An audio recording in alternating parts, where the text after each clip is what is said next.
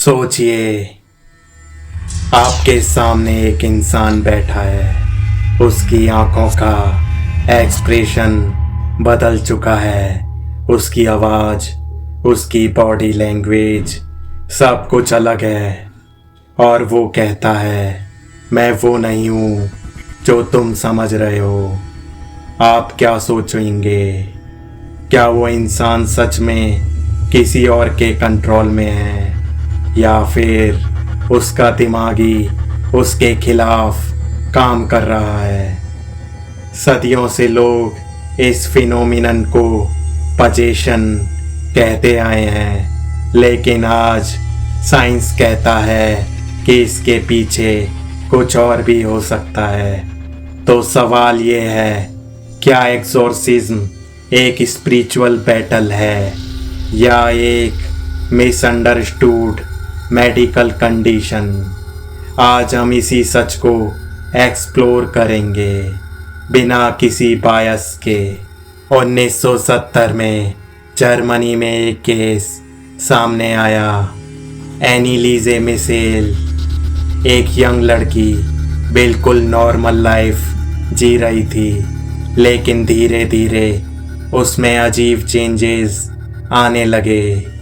उसे सीजर्स होने लगे।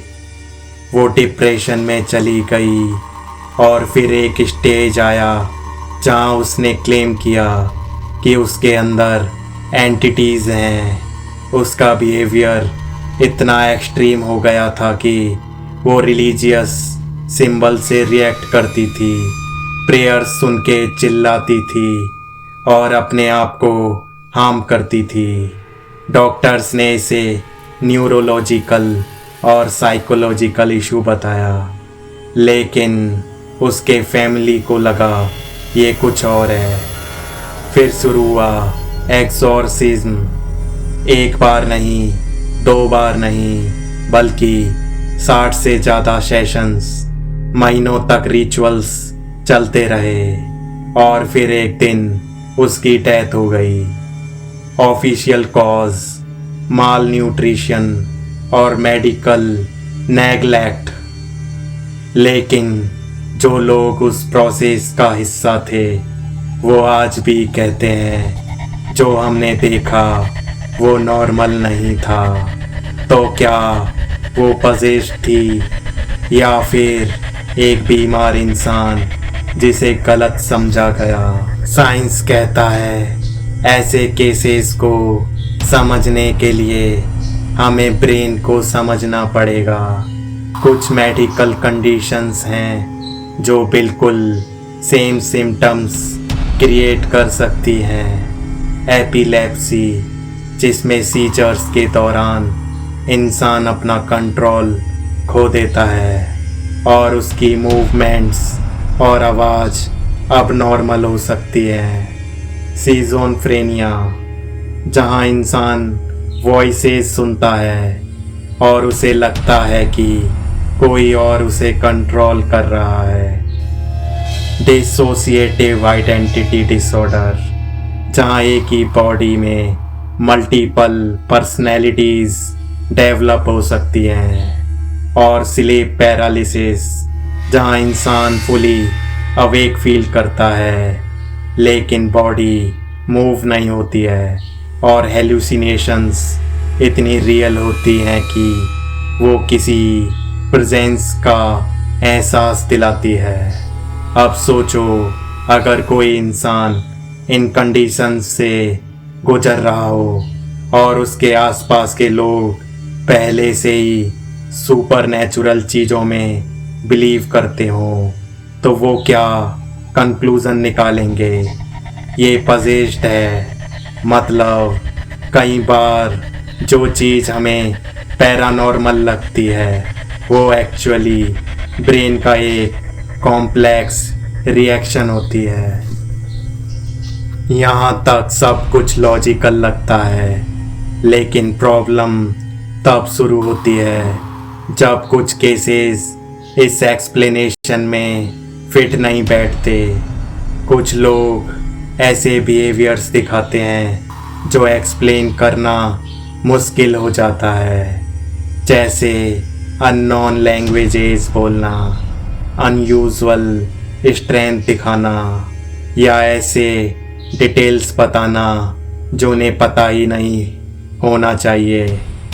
साइंस इन सब चीज़ों को एक्सप्लेन करने की कोशिश करती है, लेकिन हर केस में क्लियर आंसर नहीं मिलता, और यही वो जगह है जहाँ से डाउट शुरू होता है। क्या हम सब कुछ समझ चुके हैं, या फिर कुछ ऐसा भी है जो अभी हमारी अंडरस्टैंडिंग के बाहर है? सबसे बड़ा डर पोजीशन नहीं है, सबसे बड़ा डर है मिसअंडरस्टैंडिंग। सोचिए, अगर एक इंसान एक्चुअली बीमार हो और हम उसे पजेस्ट समझ के उसका ट्रीटमेंट इग्नोर कर दें, तो क्या होगा? उसकी कंडीशन और ख़राब होगी, और कई बार ये मिस्टेक फैटल भी हो सकती है। दूसरी तरफ अगर हम हर अनयूजुअल चीज़ को सिर्फ साइंस से एक्सप्लेन करने की कोशिश करें, तो हो सकता है हम कुछ इम्पोर्टेंट सिग्नल्स इग्नोर कर दें। मतलब एक्सट्रीम दोनों साइड डेंजरस है। तो हमें क्या बिलीव करना चाहिए? सिंपल आंसर, ब्लाइंड बिलीफ नहीं, और ब्लाइंड रिजेक्शन भी नहीं। अगर कोई केस सामने आए तो पहले साइंटिफिक एक्सप्लेनेशन चेक करो।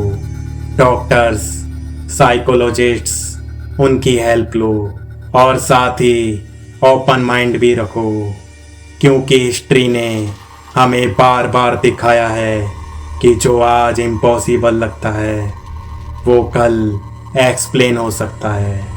तो दोस्तों, एक्सोर्सिज्म का सच इतना सिंपल नहीं है। कुछ केसेस में ये सिर्फ एक मिसअंडरस्टूड इलनेस हो सकता है, और कुछ में शायद हम अभी तक पूरा सच नहीं जानते। लेकिन एक बात क्लियर है, हर अनएक्सप्लेन्ड चीज़ पैरानॉर्मल नहीं होती, लेकिन हर चीज़ एक्सप्लेन भी नहीं होती। और जब तक हम सच को समझने की कोशिश नहीं करते, तब तक डर ही सच लगता रहेगा। अगर आपको ऐसे ही डीप और रियल टॉपिक्स पसंद हैं, तो मिस्टिक प्रूफ चैनल को सब्सक्राइब जरूर करें, वीडियो को लाइक एंड शेयर करें, क्योंकि हम यहाँ सिर्फ मिस्ट्री नहीं, उसके पीछे का सच दिखाते हैं। बेल आइकन जरूर दबाएं।